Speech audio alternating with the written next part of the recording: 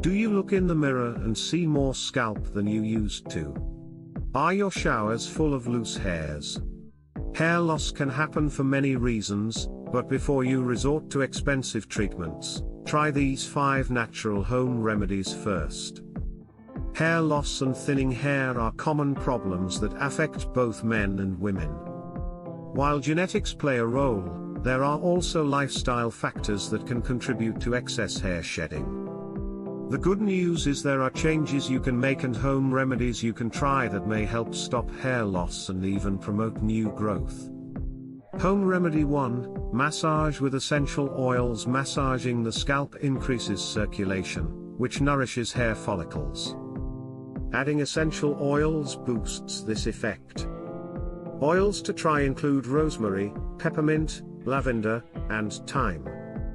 Take 2 to 3 drops of oil into your palms, rub together, and massage into scalp for 5 minutes daily. Home Remedy 2, rinse with apple cider vinegar. Apple cider vinegar helps maintain pH balance and remove buildup. Once a week, after shampooing, rinse hair with a mix of 1/3 cup ACV diluted in 1 cup water. Rinse thoroughly and style as usual. Home Remedy 3, apply onion juice. Onion juice may help treat thinning hair and alopecia areata. Peel and blend an onion into a paste. Apply to scalp and hair, leave for 30 minutes, and then rinse well. The smell fades quickly. Do this 2 to 3 times per week. Home Remedy 4, try a green tea rinse. Green tea contains antioxidants that benefit hair follicles. Brew 2 green tea bags in 1 cup hot water. Allow to cool, then use as a final rinse after shampooing. Pat dry hair and style as normal. Do this a few times weekly.